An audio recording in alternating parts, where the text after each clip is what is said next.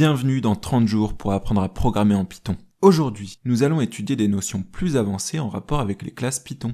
Dans la vidéo précédente, on a vu que l'on pouvait créer nos propres objets Python en définissant leur structure à l'aide d'une classe. L'héritage, en Python, permet à une classe de dériver d'une autre classe et de réutiliser son code. La classe que l'on appelle classe enfant hérite des méthodes et des attributs de la classe parent. Cela est très utile lorsque l'on a une classe qui est un cas particulier d'une autre. La classe avion est par exemple un cas particulier d'une classe véhicule. La classe fusée également. Pour créer une relation parent-enfant entre deux classes, il suffit de passer le nom de la classe parent entre parenthèses lors de la définition de la classe enfant. Par exemple, si on a une classe rectangle. Dans la vidéo précédente, on avait défini pour cette dernière différentes méthodes. Disons que l'on souhaite créer une classe carré maintenant. Si on y réfléchit bien, un carré est un cas particulier de rectangle. Il serait donc dommage de devoir réécrire toutes nos méthodes. On va donc pouvoir créer une classe carré qui va hériter de notre classe rectangle. J'utilise le mot-clé pass pour dire que je ne veux rien définir dans la classe carré pour l'instant. Puis, je crée un objet à l'aide du constructeur de ma classe carré et je lui passe une longueur et une largeur égales. En faisant cela, je vais pouvoir accéder aux attributs de ma figure que j'avais définis dans ma classe rectangle, comme son type,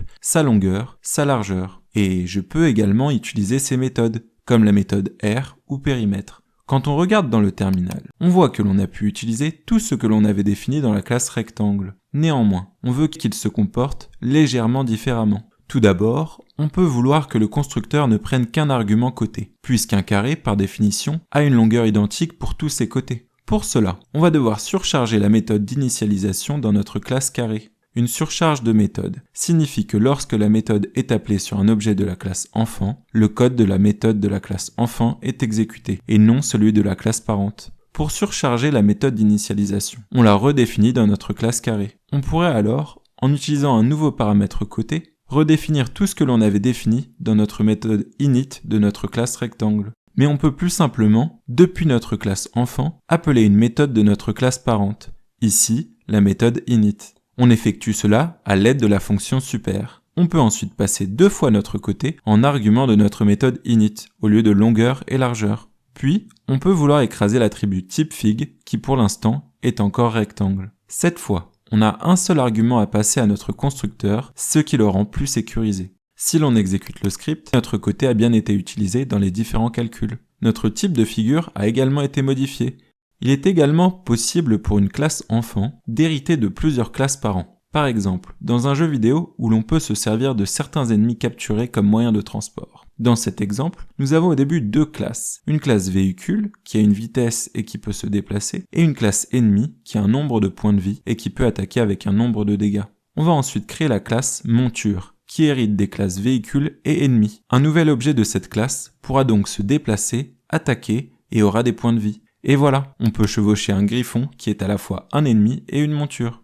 Plus on va avoir de liens d'héritage, plus il va être complexe de comprendre leur architecture.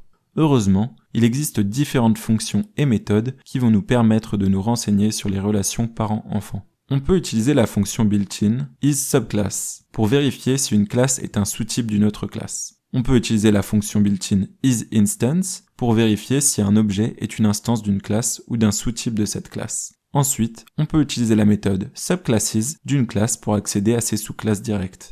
Enfin, on peut utiliser la méthode mro de la classe pour accéder à l'ordre dans lequel Python cherche les méthodes lorsque vous appelez une méthode sur un objet. Pour finir, on va parler des choses que vous pourriez rencontrer lorsque vous utilisez les classes avancées d'autres développeurs. Tout d'abord, les méthodes magiques, ou Dunder Methods, sont des méthodes utilisées pour définir le comportement des objets pour des opérations spécifiques, telles que l'addition, la comparaison ou la conversion en chaîne de caractères. Par exemple, la méthode magique _add est utilisée pour définir ce qui se passe lorsque vous ajoutez deux objets ensemble avec l'opérateur plus. En implémentant ces méthodes magiques à nos propres classes, on peut définir des comportements personnalisés. Par exemple, dans un jeu vidéo, je pourrais souhaiter que lorsque deux objets de la classe ennemi sont ajoutés, alors ils fusionnent en un seul objet ennemi dont l'attaque et les points de vie sont égaux à l'addition de deux ennemis fusionnés. Si je crée deux objets instances de la classe ennemi et que je les ajoute, dans le terminal, on voit que j'obtiens un nouvel objet ennemi dont les points de vie et l'attaque sont la somme des deux ennemis ajoutés. Une dernière chose, il se peut que vous rencontriez des attributs avec des noms curieux, comme _attack. Les conventions de nommage des attributs n'empêchent aucune opération dans l'absolu. Ils donnent seulement des indications sur la manière dont devraient être utilisés les attributs selon le développeur. Un nom d'attribut vierge doit être considéré comme une partie publique de l'objet. On peut donc l'utiliser à l'extérieur de la classe. Si on a l'intention d'utiliser et de modifier un attribut seulement dans des sous-classes, par exemple lors de l'héritage, on indique que c'est un attribut protégé à l'aide du préfixe _. Enfin, si on n'a pas l'intention d'utiliser un attribut en dehors de la classe, on indique que l'attribut est privé à l'aide du préfixe _.